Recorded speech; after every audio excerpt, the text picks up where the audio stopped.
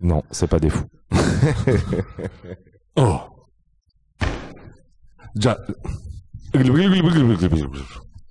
l'Algérie شحال كبيرة شحال قوة l'Algérie ما كان والو خو. Alors nous rappelons ceci est le dernier album de Tinari One, c'est pas le dernier, c'est un des plus connus morceaux qui a été repris dans beaucoup de séries US, films, etc. Tu révises, hein. Ça a été écrit. Alors les paroles ont été écrites par Ammar Khadraoui. نقص pas qu'on t'entende. Alors Shikwa non, c'est pas les Tchikebeha. Shikwa c'est نحطوا فيها تاع المازة. نيت شكوى حنا في جهتنا كذا يديروا بها البن. Exactement. هذه شكوى. Donc welcome to 2K ROI. واش راك خو؟ Ça va. لاباس؟ الحمد لله. حبيبي كريم واش راك؟ Aujourd'hui avec nous notre invité, notre ami, notre frère Ammar Khadraoui. Et Ammar aurait pu s'appeler Karim. Je pense qu'il y a eu erreur. Ça aurait été cool d'avoir après le K au carré, le K au cube. Je ramène la partie. ما تحشموا. Voilà. Lui, clairement, Ammar aurait pu s'appeler Karim. D'ailleurs, je te rebaptise Karim. À partir d'aujourd'hui, on a été Karim في الحومة. كلمة باش نباتيزيوه. لطيف. واش صحيبي واش خاصك؟ Ah oui, autre particularité, Ammar et Karim, l'autre, ont des affinités.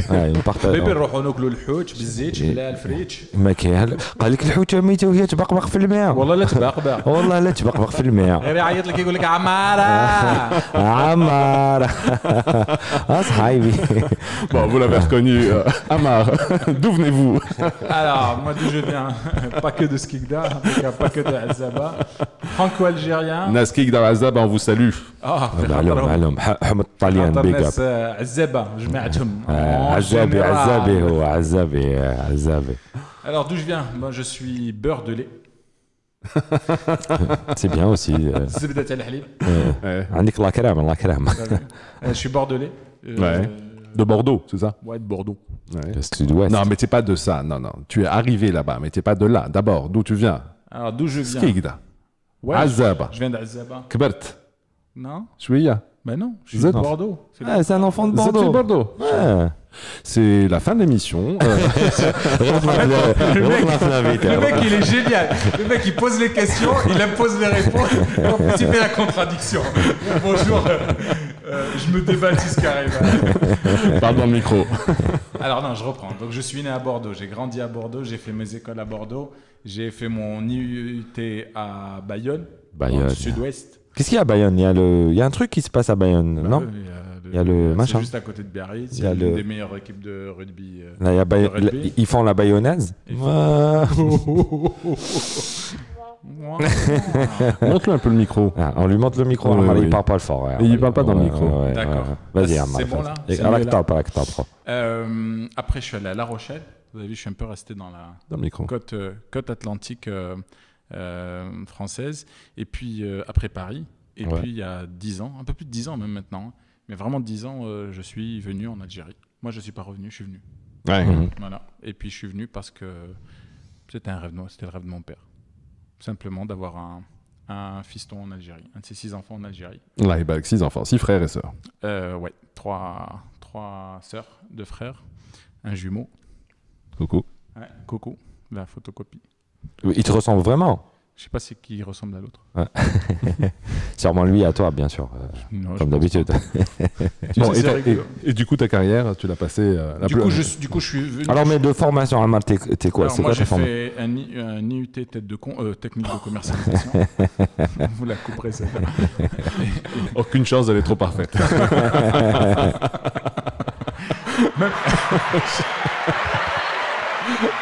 Même pour ça, on se forme, t'as vu ça?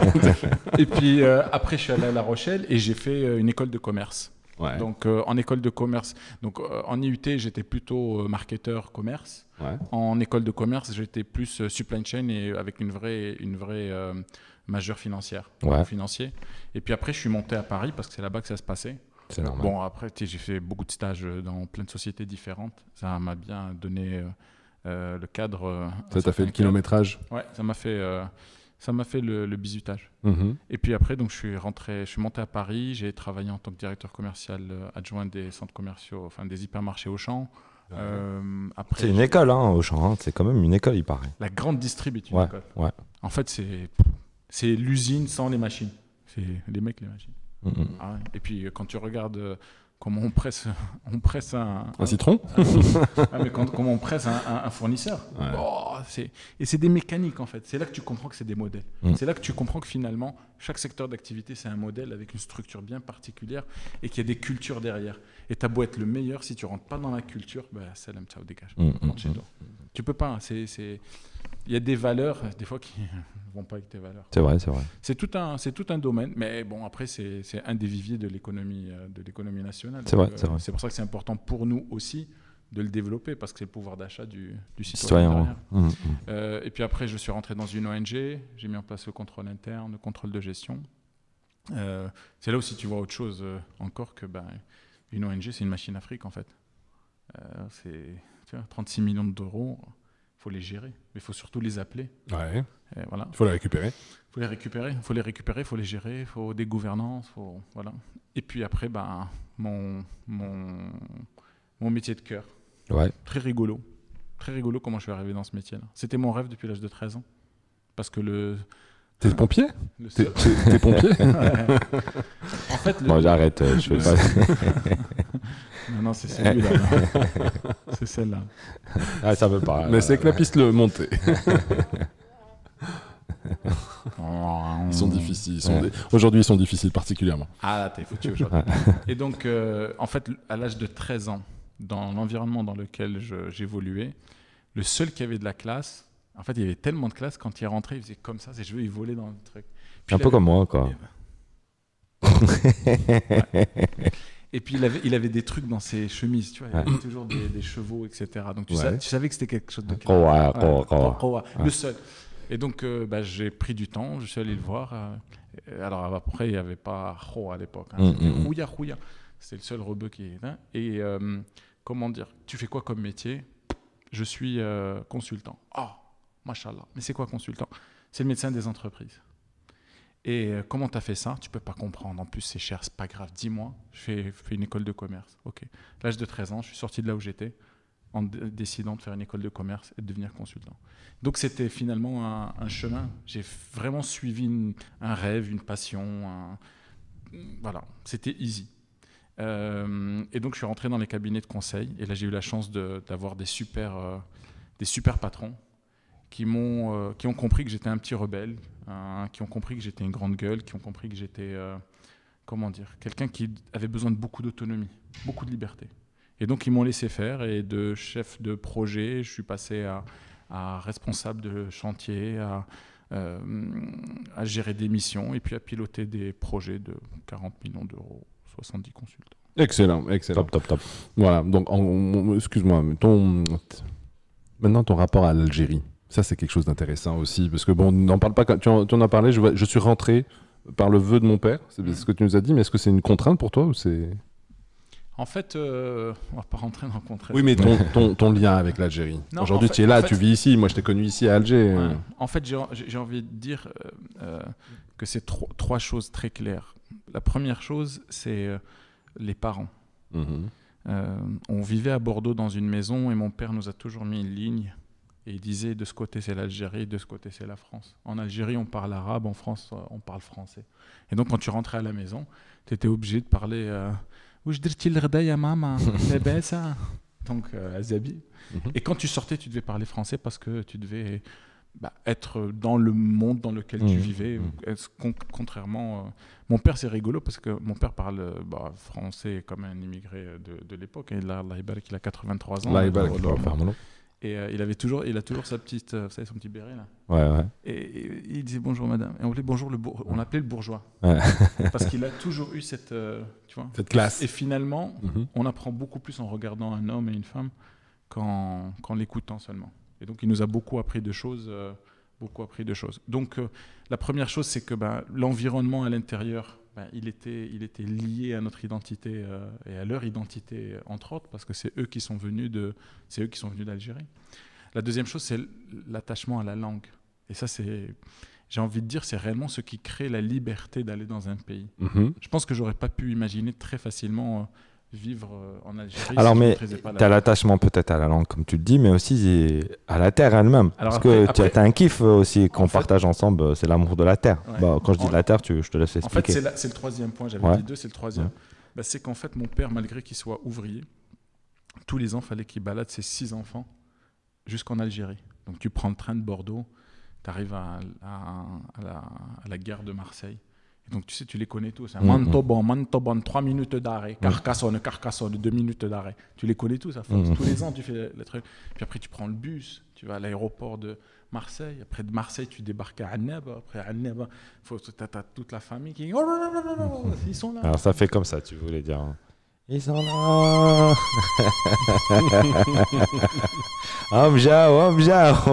Et donc Zmegra Keshikola, Keshbanan. Non, franchement. Tu me chicoles le banane. Si, mes parents. C'était fou, sinon on m'a troche. On n'avait jamais compris pourquoi on avait autant de valises en fait. Mais non, on avait une famille qui était vraiment attachante, vraiment attachée. Et donc, du coup, le fait de revenir tous les ans, d'être dans une famille, dans un village qui est devenu une ville, et que cette ville-là, c'est un village, pourquoi ? Parce que c'est au milieu de la campagne. Skikda, c'est la fraise, Azaba, c'est les tomates, c'est Deléa, c'est plein de choses.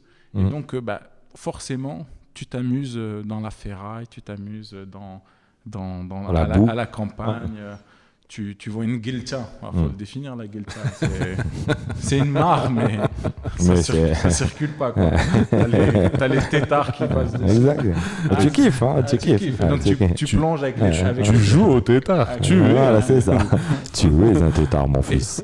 Et donc finalement, tu vois, tu crées un attachement assez spécial. Et puis après, il y a aussi ce que tu es là-bas. Et finalement, pendant les années d'adolescence, tu gères cette dualité de qui je suis. Et puis, moi, j'ai eu de la chance d'avoir... un bon psy. Un bon psy, en tout cas, un bel entourage, avec Henriette en particulier, qui est notre voisine d'en face, qui nous a beaucoup donné de livres. On a lu, on était... Tu vois, l'apaisement vis-à-vis des institutions. Et donc, tu gères cette identité-là, et tu es à la fois ce que tu es là-bas, à la fois ce que tu es ici, et tu trouves une force.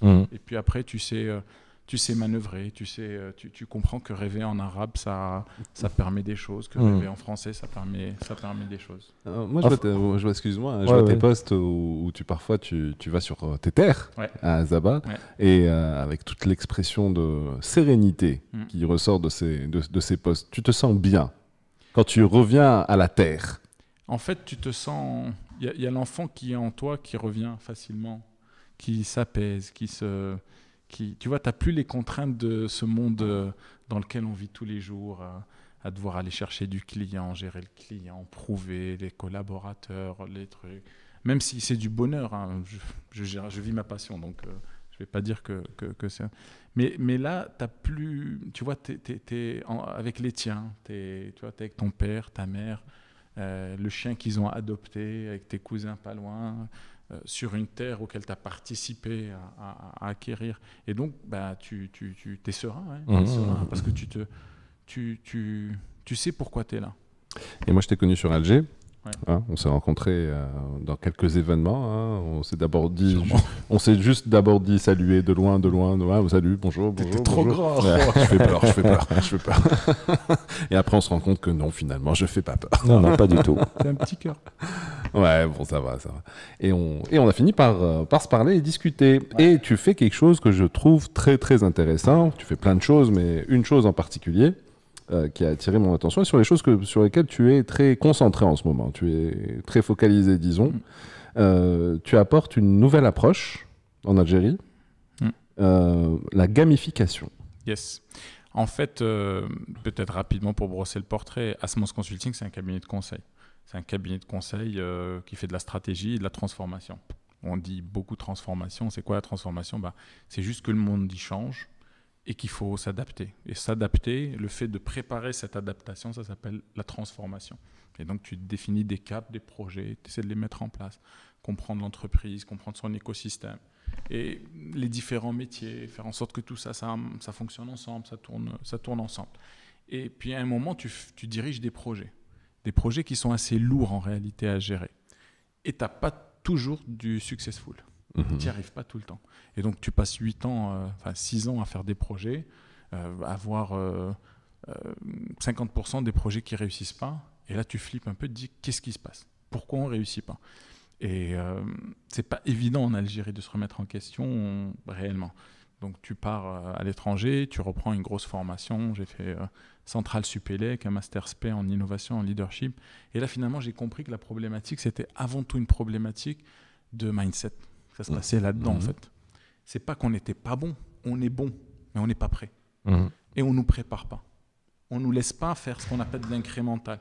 Tu apprends un truc, tu le testes, ça devient une habitude.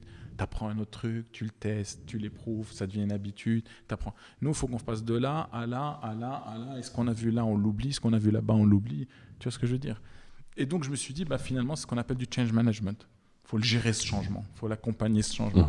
Et donc, j'ai fait une thèse autour de ça qui s'appelle Activation et accélération de l'engagement dans un contexte complexe. Et donc, à partir de là, l'une des conclusions, c'était qu'il fallait activer l'intention et qu'il fallait surtout activer l'intelligence collective. Et l'un des activateurs, quand on est enfant, c'est le jeu. Alors, ce qui est intéressant, quand tu le dis, quand on est enfant, c'est le jeu. Dans la nature, au sens large, c'est-à-dire nous sommes des êtres vivants, حيوانات ذكية, hein, alors هما ذكيين sûr les animaux, mais حنا من ذاك on en doute. C'est pour ça que pas tous حيوانات. هما بالك لا alors شو نفهموا كاين شي حيوان كاع الحيوانات ذكيات كاين لي زوما اللي من حيوانات ذكيين كاين certains humains ماشي حيوانات كاع مام با وكاين دي زوما اللي ما تنساوش في لا نورفيج لا فنلند ولا ملايكه هما.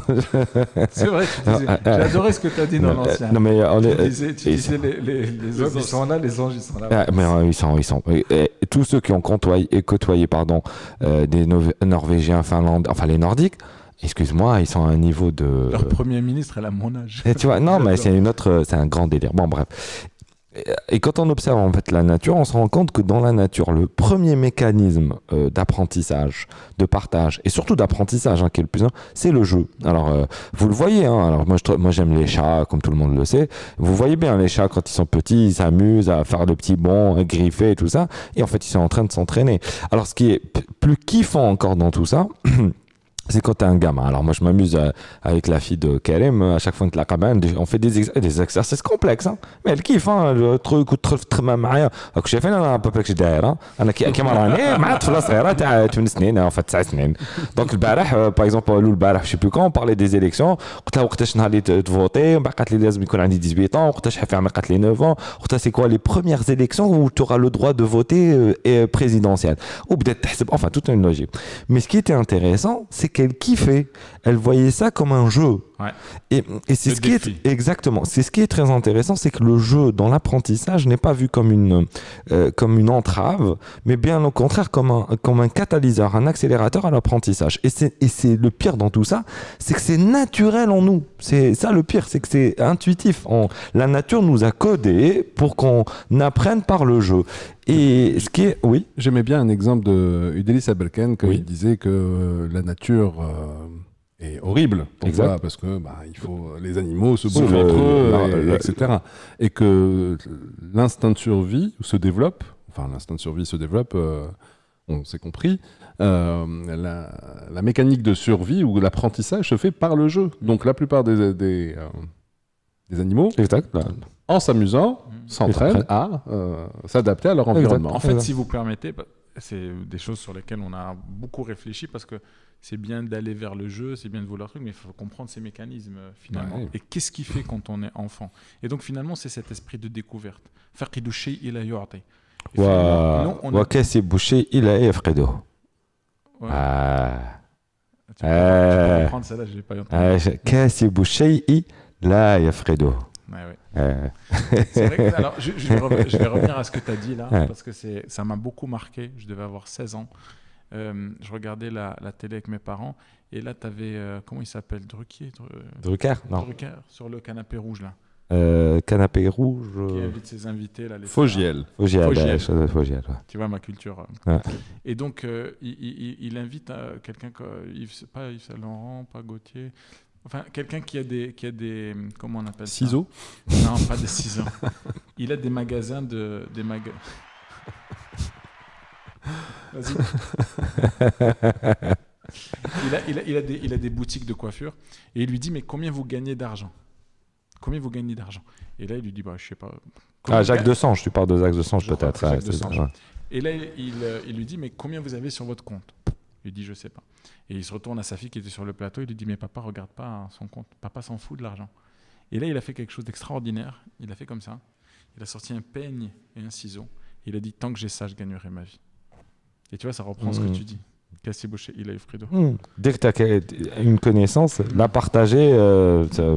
Et donc en travaillant sur le jeu, finalement, on a compris que c'était l'ergonomie de la connaissance.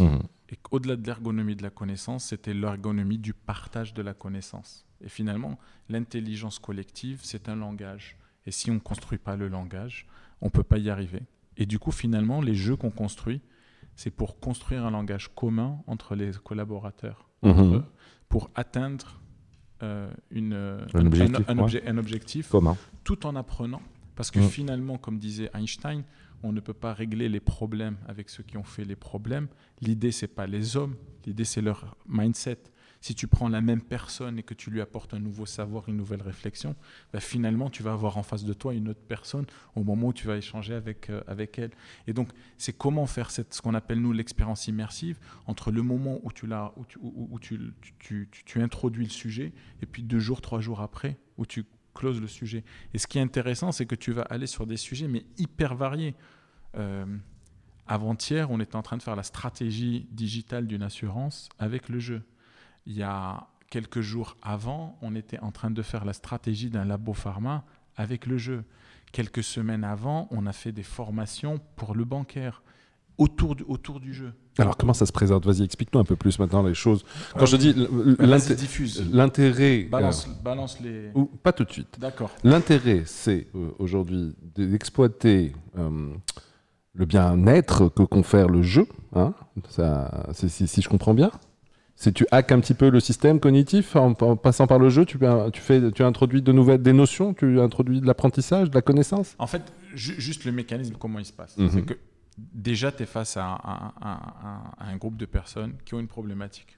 Et cette problématique, l'objectif, c'est pas de rester sur la problématique. Parce que mécaniquement, on est des problème solvers. Mais on s'en fout du problème. On s'en fout de le résoudre.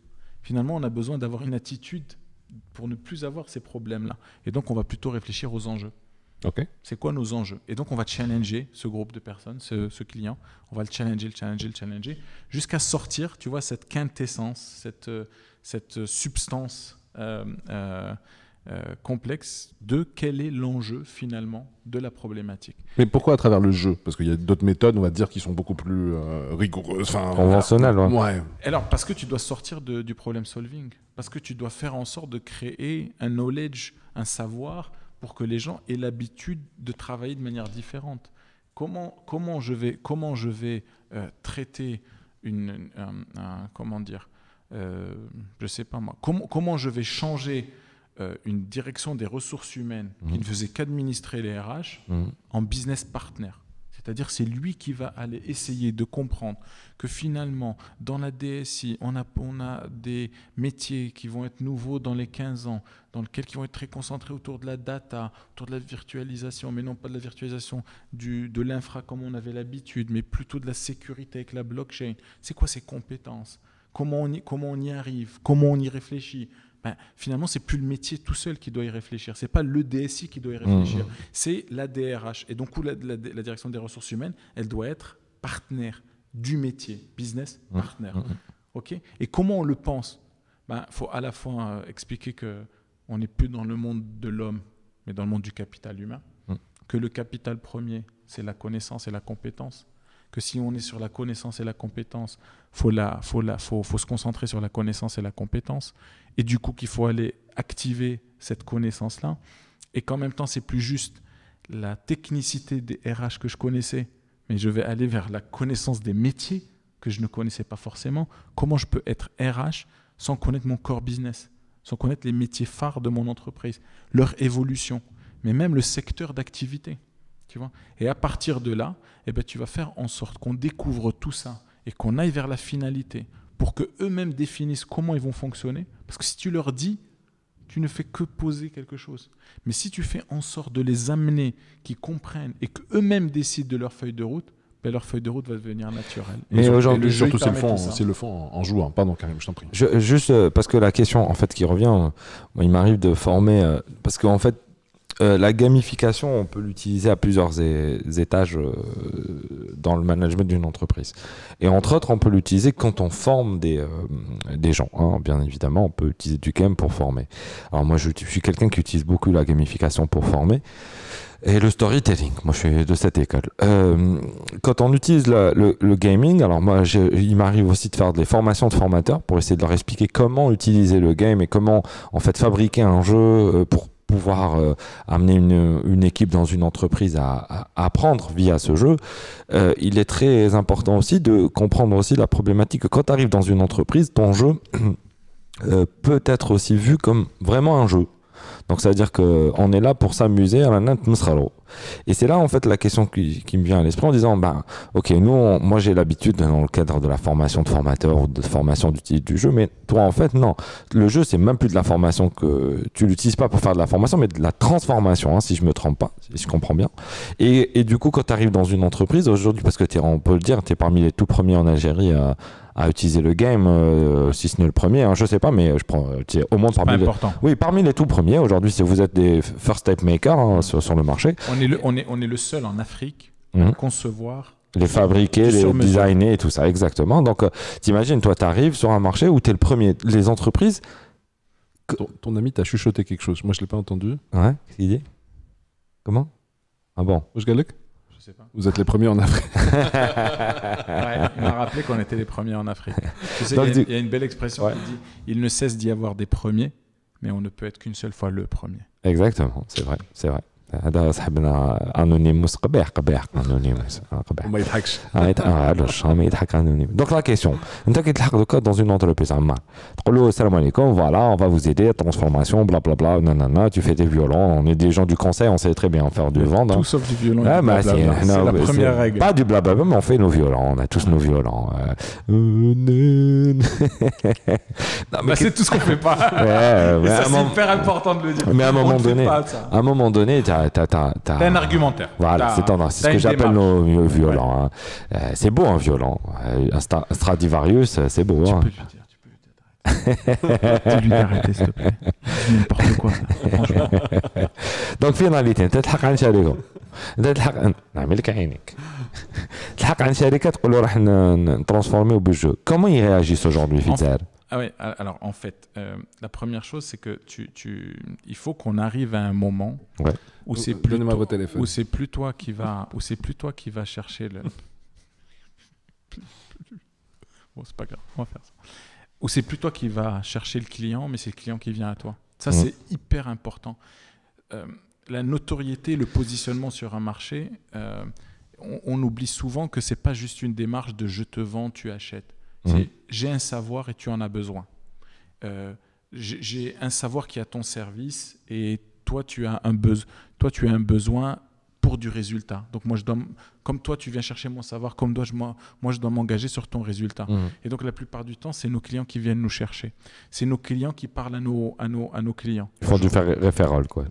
Et aujourd'hui il faut savoir qu'on a 90% de notre clientèle qui est de la multinationale. Donc le niveau d'exigence est extrêmement élevé.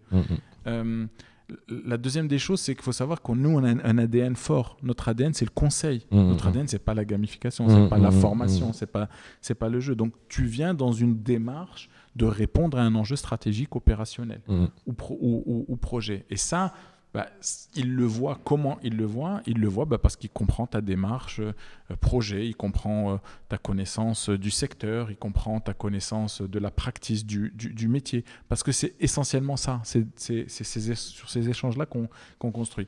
Et puis, souvent, la première chose sur laquelle les gens sont assez à l'aise, c'est le travail de groupe. Et donc, on va te demander pourquoi pas d'animer des travaux de groupe, des réflexions de groupe. Et c'est là où tu vas introduire le game. En fait, c'est pas le game. Ouais, c'est le game. Enfin, le game. On est d'accord. Ouais. Mais c'est pas un jeu en sens jeu. Nous, on appelle ça un protocole. Exact. C'est là où tu mets en place le protocole gamifié. Il est professionnel, il est sérieux, donc c'est professional and serious game. Donc, il est professionnel parce qu'il répond à un enjeu stratégique ou opérationnel. Il est sérieux parce que il structure des démarches et finalement, tu peux même en sortir des méthodologies. Et à partir de là, finalement, il y a plein d'opportunités qui s'ouvrent. Ensemble, on réfléchit à, tiens, cette problématique qu'on a traitée, est-ce qu'on ne pourrait pas la traiter d'une manière différente? Et puis après, donc c'est travailler le groupe. Après, on a aussi des formations, parce que finalement, on se rend compte qu'il y a plusieurs sujets qu'on doit traiter. Nous, on les traite avec de la gamification. Et la troisième chose, c'est qu'à des moments, quand on lance des projets, des missions de conseil, il faut faire du change management. Et on va construire ce change management avec de la gamification. Mais j'ai envie de dire que le scope, le périmètre de la gamification, il est huge, il est énorme en fait. On a fait le jeu d'une ville en France. On est fiers. Vraiment, on est fiers parce que finalement, on sait tout faire depuis ici. On sait tout faire. On sait faire plein de choses. Il faut juste qu'on prenne le temps de les faire. Il faut juste qu'on prenne le temps de construire des belles équipes. Il faut juste qu'on prenne le temps de fidéliser nos équipes. Il faut juste qu'on prenne le temps d'accepter d'apprendre des autres, même de nos stagiaires. On a une stagiaire que je salue, la petite Hind. Elle nous a appris plein de choses. C'est le principe même de l'intelligence collective, mon ami. Exactement. Mais va faire confiance à une jeune de 22 ans. Alors, tu dois te faire confiance, a priori. D'abord, à la base, tu te fais confiance. Nos métiers, que ce soit du marketing ou du conseil, c'est énormément d'écoute. C'est d'abord de l'écoute, c'est-à-dire qu'il n'y a aucun marketeur qui serait efficace si d'abord il n'écoute pas son marché, sa problématique, ses gens, ses clients. Il faut d'abord les écouter. Tu vois, le défi, c'est que c'est pour ça qu'on était frustrés. T'imagines, toi, 22 ans, être écouté par un patron? Ouais, c'est vrai que ça aurait été un peu plus... T'es d'accord? Et donc la question, c'est cette intelligence collective qu'il faut d'abord avoir. Tu vois, Nous aujourd'hui, on écoute. Enfin, je dis moi personnellement, j'écoute. Après, je dis oui, non, je réajuste. C'est bien ou c'est pas bien, mais tu écoutes. En fait, la réalité, c'est pas c'est bien ou c'est pas bien. C'est ce que tu me dis là, est-ce que je peux l'appliquer ou est-ce que je peux pas l'appliquer? C'est ce que j'entends par c'est bien, c'est pas bien. Enfin, voilà. Est-ce que finalement, je sais même utiliser ce que tu me dis? Et puis après, on leur apprend à formaliser. Quand ils formalisent, ça nous permet de mieux comprendre. Une fois qu'on comprend mieux, tu vois, on peut plus échanger. Et puis il y a une démarche qu'on fait, c'est qu'on dit que chacun, il a son projet personnel et fonce. T'as un budget. Alors, je sais que tu voulais partager avec nous quelques slides. Exactement. Alors je vais te balancer tes slides à l'écran. Balance à l'écran. Balance les slides. Voilà. Oh, on était connectés là. Ouais. Alors, tu vois, là, c'est par exemple de l'idéation. C'est de réfléchir avec de l'idée. Alors, dis-nous, décris-nous un petit peu plus la chose. Qu'est-ce que nous voyons et surtout, qu'est-ce que vous avez réalisé ici? Alors là, on est à Dubaï, on est dans une banque. On travaille sur le savoir, la capitalisation du savoir. On a réalisé quoi? On a réalisé une ideation game, donc de l'idéation. Et cette idéation-là, on l'a construite autour d'un canevas, autour de tout un protocole d'un certain nombre. Il y a 22 pièces dans ce jeu-là. Ouais. Et puis un jeu de cartes. Ce jeu de cartes, il est basé sur 6 familles différentes. Chacune des familles va soit pousser à réfléchir sur une certaine logique, soit apporter du savoir, soit imposer de répondre à des questions, soit apporter des définitions. Alors qu'est-ce qu'on fait? On vient avec une problématique, on la balance et après on se laisse guider par le jeu? En fait, on vient en sachant qu'on doit travailler sur un sujet, qui est le knowledge management. Et puis on écoute l'animateur, on échange avec l'animateur. 50% de la qualité d'une gamification, c'est l'animateur. Okay. C'est du métier, il faut connaître le métier de tes clients pour le faire. Et puis, c'est pour ça qu'aujourd'hui, je suis très critique vis-à-vis des coachs qu'on a ici, etc. On ne peut pas avoir que le savoir-faire de coacher. On doit savoir avoir la maturité. On monte d'un étage. Ouais. Enfin, même plusieurs. Ouais, on est plutôt dans un avion, quoi. On n'a pas discuté de la taille de l'étage, excuse-moi. Ouais. Alors je pense que dans ce que tu voulais montrer, c'est comment tu as conçu le jeu, c'est ça? Non, en fait, là, c'est juste te dire, à la fin de ce jeu-là, ouais. Eh ben, il y a des plans d'action pour capitaliser le knowledge dans l'entreprise qui se sont lancés. Ok. Tu vois, c'est ça qui est intéressant. C'est de dire comment, d'une feuille blanche, d'une problématique client, tu sors un protocole et comment de ce protocole-là, tu passes à finalement un livrable client. C'est pour ça qu'on appelle du serious game, parce qu'à la fin, ça reste quand même très sérieux. Les réflexions, les décisions qui sont prises, en gros, sont des décisions importantes. Tout à fait. Hyper importantes. Bah, tu vois, ça commence comme ça. Ça, c'est quoi? C'est le premier, l'idée du jeu? Ça, c'est l'idée du jeu. Je suis... ça fait 2-3 jours que je réfléchis à la problématique. J'ai fait 2 workshops avec le client et finalement, il faut que je sorte avec un jeu. Et donc, je vais balancer, je vais réfléchir et je vais sortir. Faut savoir que il y a des fois, entre ce que tu sors et ce qui sort, mais il n'y a absolument rien à voir. Et que finalement, quand tu finis, tu as fait 3 jeux. Parce qu'en réalité, quand tu vas balancer un autre jeu, tu vas récupérer ce que tu as fait. C'est ça qui est génial dans l'innovation et le design thinking. Tu as vu toutes ces étapes-là. L'itération. C'est comme le post-it. Tu vois, c'est les déchets des fois qui te sortent, qui te sortent des choses superbes.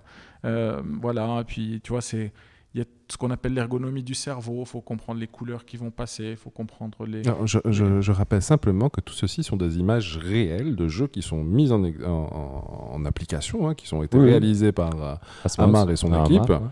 Et qui sont là, c'est une vraie situation de jeu de tes clients ou probablement qui sont en train d'essayer. C'est rigolo parce que, dans ce que tu dis, parce que hier on était avec l'équipe et on regardait toutes nos photos et on s'est dit purée, ça y est, on est arrivé au moment où on n'a plus besoin d'aller sur Google chercher des photos. Non mais vraiment. Ouais, c'est vrai. Ça veut dire que tu as du contenu, ça créé assez de contenu pour devenir un pure player. Et ça c'est génialissime. Voilà. Et puis derrière, tu vois, tu as plein d'approches différentes. Là, on est sur un jeu qui travaille sur la performance managériale. Et ça, c'est juste ce qu'on appelle l'onboarding, le lancement du projet. Il y a quelque chose qui est important de dire, c'est que 100% de ce qu'on voit là est conçu, infographié, produit en Algérie. Ça veut dire... Applause, everybody, applause. Ouais, on reste chauvin, désolé. Voilà. C'est très important. 1, 2, 3, vive l'Algérie. 1, 2, 3, vive l'Algérie, surtout en cette période. Et surtout en jouant. Ouais, surtout en jouant. Et tu vois, là, pour finir, on est arrivé à un niveau de maturité où on est capable de construire des gammes. Et donc là, c'est la gamme Play for Action. Et cette gamme-là, elle permet de travailler sur des sujets phares de l'entreprise. Là, on est sur un jeu de responsabilité sociétale de l'entreprise pour accompagner les centaines de collaborateurs à réellement penser la capacité des employés de l'entreprise à devenir responsables en tant que pure player de la finance. Ce n'est pas juste faire des actions. La RSE, finalement, c'est plus de faire des actions, des dons, etc. C'est d'aller créer un impact fort et durable pour transformer le business model de l'entreprise. Tu vois, et bon, il faut trouver le bon profil d'entreprise aussi, sensible à ce type de choses, ou sensible à l'évolution son évolution. Oui, mais c'est à nous, tu vois, ça aussi c'est notre engagement, c'est à nous d'aller accompagner les entreprises. C'est-à-dire que si tu veux faire de la vente, tu ne vendras pas grand-chose. Si tu es dans des démarches où tu es engagé en tant qu'acteur économique dans ton écosystème, tu vas prendre le temps d'accompagner l'évolution de la maturité des différents secteurs d'activité. Oui, c'est la confrontation des uns et des autres qui permet de créer Quand je dis il faut trouver ça, c'est-à-dire qu'il y a aussi un niveau de maturité à avoir au sein de l'entreprise pour lancer une mission de conseil, pour appeler une mission de conseil, pour la choisir sur un sujet type transformation, la transformation quelle qu'elle soit finalement, mais tu vois, et de choisir de la faire en mode serious gaming. Ouais. Parce que ça aussi, c'est probablement... Il n'y a pas une barrière, comme tu dis. La question que tu avais posée quand même était intéressante. Sur le plan hyper, maintenant, pur commercial. Ouais. On est dans de l'accompagnement, ok, super, mais sur le plan pur commercial, tu dis, je vous fais une mission de conseil. C'est très sérieux. En gros, tu es en compétition avec d'autres cabinets de conseil qui ont peut-être une approche beaucoup plus traditionnelle, tu vois, le truc très carré, très conventionnel, très bien vieillot, quoi. Très Big Four, très les Big Four, là, tu vois, les Big Four, bah quoi. Ils sont big, quoi. Ouais, les 4 gros du quartier, c'est les Big Four. Là, on est 3. On est les 3. Il nous en manque un, quoi, c'est tout. Voilà. Et là, toi, tu viens avec une approche probablement différente, enfin totalement différente finalement, parce que c'est exclusif, enfin, c'est le seul à fournir ce genre de prestations en mode game.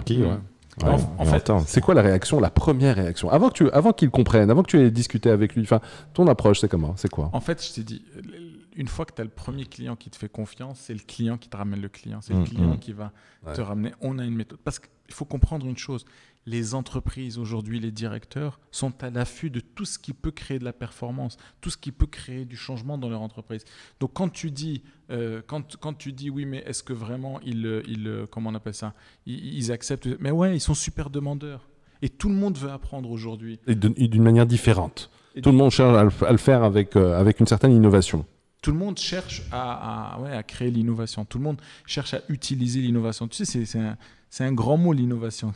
C'est aussi à la mode. Tout le monde veut faire de l'innovation. C'est comme les dernières années, tout le monde parlait de leadership. C'est quoi le جديد لا كاين غير الجديد. C'est pour ça que je suis الماء.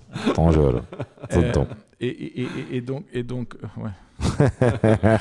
La vinaigrette. Zambaretto. Vous m'avez fait oublier, les Karim, vous m'avez fait oublier ce que je disais, c'était sérieux. Bon, faut plus être sérieux avec ça. Non, mais alors juste, sinon on peut en parler, je pense qu'on pourrait en parler pendant des heures, hein, et on pourrait plus rentrer dans le détail du partage d'expériences que tu es en train de développer. Alors juste, question rapide et question rapide qu'on puisse enchaîner et terminer l'émission tous ensemble. Est-ce qu'il y a du fric à se faire?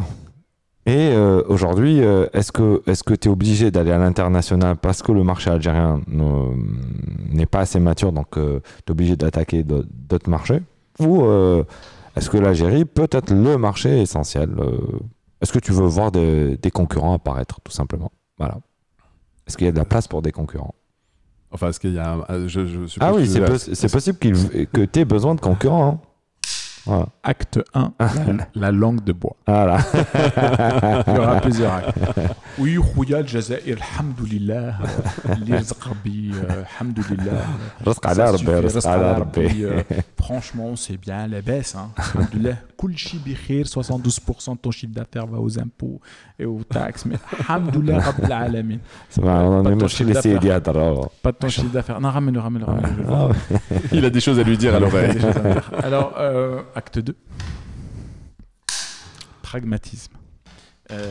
On doit être des acteurs économiques. Il y a d'abord une région qui est sympa. La région Maghreb, elle est super sympa. Donc, on a beaucoup de choses à faire dans la région Maghreb. Moi, je viens de là-bas. Donc, là-bas, c'est aussi chez moi. Donc, il y a aussi plein de choses à faire là-bas. Et quand on est bon, on est un acteur économique. Mais bon, il faut s'investir. Donc, on n'est pas encore à maturité pour y aller. Et puis, il y a le reste de l'Afrique qui est juste formidable. Aujourd'hui, je pense que l'internationalisation, ce n'est pas une question de fric, ce n'est pas une question de pouvoir d'achat ou de pouvoir de... C'est vraiment une réflexion de survie économique, d'être un acteur économique. Donc, est-ce qu'on va y aller? Est-ce qu'on y va? Est-ce qu'on n'y va pas? On se verra la prochaine fois et on en parlera. Mais bien évidemment, j'ai envie de dire une chose. En Algérie, on a développé un vrai savoir-faire. On a une vraie business unit qui est assez autonome pour être en mesure de piloter des projets à l'international. Ouais. Et on y réfléchit et on va y aller. Maintenant, on est petit, on va être amené à grandir. Pour grandir, il y a des défis financiers. Donc, il va falloir aller lever des fonds, d'accord, parce qu'il faut gérer son fonds de roulement. C'est vrai. Il y a plein de choses qui sont prévues, on y réfléchit. Mais on doit d'abord s'organiser pour le faire. On est tout petit, on est en train de se préparer à le faire. Et puis, la troisième chose, c'est qu'on a un super marché. Tu vois, on a un vrai marché économique en Algérie. Si je devais conseiller les entrepreneurs, les chefs d'entreprise, réfléchissez pas entreprise, réfléchissez acteur économique, secteur d'activité. La concurrence, c'est la chose la plus extraordinaire qui soit. Qu'elle soit loyale, déloyale, qu'elle soit truc, elle vous emmène à persuadé qu'il faut tout le temps se remettre en question, tout le se renouveler et se dépasser. Et puis après, il faut accepter qu'on soit plus dans notre zone de confort. Elle stimule ta créativité. Hein. Elle stimule ta capacité de survie. Ça va plus loin. Alors, et la capacité de survie, c'est la première créativité qui soit. Tu sais, tu as raison. On m'avait même posé la question une fois. On m'avait dit, c'est quoi les facteurs qui créent l'innovation? Moi, j'en ai eu à la volée, j'en ai identifié 2 immédiats. Le premier, c'est d'être dans la merde, et le deuxième, c'est d'avoir faim. Et le troisième, c'est d'en avoir trop. Trop aussi? Ah oui, quand on a trop. Apple, il en a trop. Donc, il doit diversifier. Mais c'est toujours une question de survie. Demande à Apple de ne pas sortir le 12. Il va disparaître. Alors que le 11, c'est le 10 avec une 3e caméra. Je ne sais même pas quoi le faire. Tu vois ce que je veux dire? C'est qu'on n'a plus des téléphones, on a des appareils photo et des caméras HD 4K, double K, double F. Oui, mais ça marche mieux quand tu es dans la merde.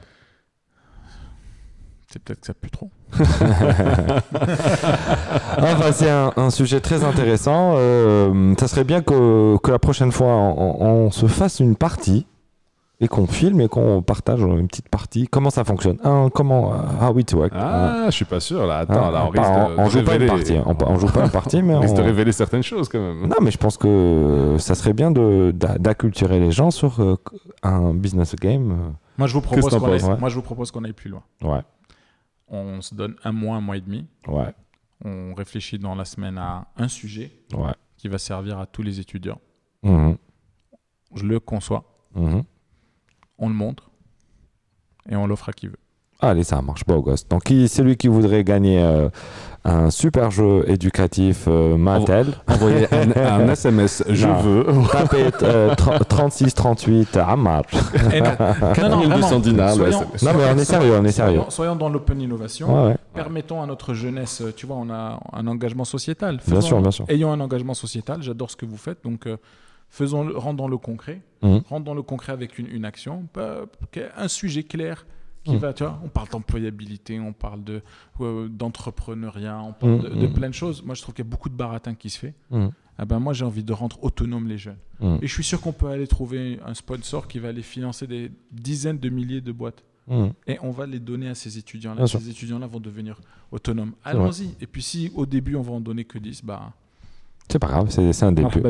Ça commence comme ça. Écoutez, grande classe. Alors, je pose toujours la question. Tu m'avais répondu tout à l'heure et je pense pas que tu vas nous donner cette réponse. Je t'ai dit qu'il fallait l'inviter. Donc, دائما نسقسيو nos super invités قال اسمع خو واش دير في لي بوشون تاع الجي باسكو كايش في الجي درك يا داكر لي سوبر بوشون تاعنا توب واش دير فيهم كي تكون حاصل في لا سيركولاسيون. Moi, je suis un autiste. Autiste reading. Non, je suis très sérieux. Putain, le mec qui pose des questions, il n'écoute pas la réponse. Je chante. On a les embouteillages. Finalement, tu fais quoi? Les embouteillages. Moi, je pense beaucoup. Je réfléchis beaucoup et souvent, je prépare mes slides. Je prépare mes concepts. Dans ta tête, tu veux dire, ou tu prends des notes Non, je suis dans ma tête. Ouais. Moi, j'adore faire des choses dans ma tête. Ouais. Tu sais, il y a des gens qui me demandent, mais comment tu fais pour dormir aussi peu et pour faire des choses? Je leur ai dit que j'ai appris ce qu'on appelle l'auto-hypnose. Et donc, des fois, je me lève comme un fou à 3 heures du matin. Je m'assois sur le bord du lit, je ferme les yeux, je respire. Et je me dis, dans 2 heures, il faut que tu te lèves et que tu fasses 3 slides sur la stratégie du labo pharma. Et donc, je m'endors. Ouais. Dès que je me réveille, je prends un stylo, j'écris les idées qui viennent. Et finalement, je fais à 4h, 5h du matin, je fais mes slides. Donc, moi, j'aime bien, au lieu de voir la contrainte, me concentrer. Alors, rappelez-vous, chers clients, que pendant ces bouchons, il réfléchit. ماشي هذيك زوج سوايع اللي يخرجكم les slides. Ne réduisez pas le travail. حبابكم. Merci beaucoup. Et rendez-vous compte que vous le payez à dormir. Exactement. Pas dormir, je vais dire que je me réveillais. Alors, la prochaine. Où est-ce que tu as en ce moment في عزابة? Alors, c'est mon père qui est le truc. Là, on va y aller. Ça ça va être le hummus, ça va être le foul, ça va être ça te fait combien de kilos? Je sais pas. Si c'est papa qui s'en occupe. Vous avez de l'huile d'olive, vous l'avez là? S'il vous plaît, je fais un appel. Wallah, j'ai plus 1 litre d'huile d'olive et je veux pas acheter au centre commercial. Alors les kabilch, les shawish, les mzabish. Ça y est, c'est bon, c'est bon. Ammar Khadraoui sur Facebook. Hashtag 2 litres de zait. Hashtag Petro Zetoun. Bon, Anna Khlas Fritha, j'ai un filon, je t'invite, on va s'approvisionner de la pression. La pression. انا شوف انا à chaud ou à froid. انا froid. انا عندي جديس خويا. عندنا شجر تاعنا خويا احنا. خويا كلوا مكل. ما ناكلوش زيت، ما كاش اللعب، ناكلها وحدي. واش نكونسومي في العام؟ صح احنا عندنا يقولوا كلوا درق ولا كلوا فرق. كلوا درق وفرق. جميل انفيتي لنا. شحال تكونسومي زيت زيتون في العام تاعك؟ 20-25 litres. Tu vois, on est des très gros consommateurs. Alors je répète, moi quand j'étais petit, je comprenais pas les gens qui goûtaient de l'huile d'olive. C'était pas bon. قولوا لي هاد الزيت زيتون ماشي مليح. قولوا لا داو يبلنا تاع زيت زيتون. قولوا هبلتوا لي شنو زيت زيتون كيكون مليحه انا نقول d'olive. Mais tu sais, c'est rigolo parce qu'il y a tellement de goûts d'olive différents, d'huile d'olive différentes, que moi j'ai un problème, c'est que je me suis habitué à celle que mon père achète. C'est normal, du côté de Guelma. Exact. Dans les... Il y a le col, il y a aussi... Mon père il achète de Mzez Ammar. Ça s'appelle Mzez Ammar. Et là-bas il y a une huile. Et elle a un goût, et ça fait des années qu'il en achète et qu'il me ramène ma truc. Et quand je vais ailleurs, j'arrive pas à trouver ce goût-là. C'est vrai. Attention, l'huile d'olive est un produit frais. Ça veut dire qu'on consomme l'huile d'olive de cette année. L'huile d'olive, telle les fêtes, elle est moins bonne. Et en plus, elle doit être protégée du soleil, de l'air, elle s'oxyde, etc. L'huile d'olive est un produit frais. Gardez ça à l'esprit. Il y a des gens qui te disent ça fait ta jiddi. Et ils pensent qu'elle se bonifie avec le temps. L'huile d'olive est un produit frais. Attention, consommez. Donc ici, on a l'émission consommateur. Alors je remercie Ammar Khadraoui. Ammar Khadraoui, de son nom Khadraoui, donc grand expert de la verdure de Khadra. Donc je rappelle qu'on a parlé d'huile d'olive dans cette émission pendant 1 heure. Voilà, c'est génial ton business autour de la gamification de l'huile d'olive. Merci Ammar d'être venu. Sujet très intéressant, gamification.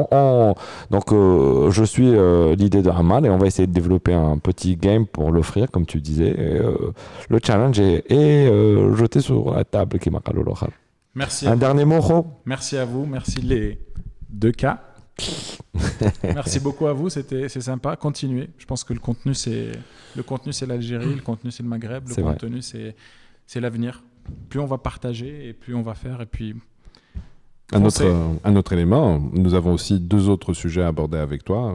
Yes. Et donc, nous ferons un autre numéro très prochainement. En tout cas, merci de ta participation avec nous, Ammar. Merci. Merci à ton conseiller en communication. Merci. Tu nous dis un petit ciao. Of course, c'était 2K ARI en direct de notre émission avec monsieur Ammar Khadraoui. Gamification, un sujet sérieux tout en s'amusant. Merci beaucoup, à très bientôt. C'était ciao Karim Brouri et Karim Abdelmoula et notre ami Ammar qui aurait pu s'appeler Karim. C'est un autre dossier, on fera une émission sur ça. Merci beaucoup. Merci beaucoup.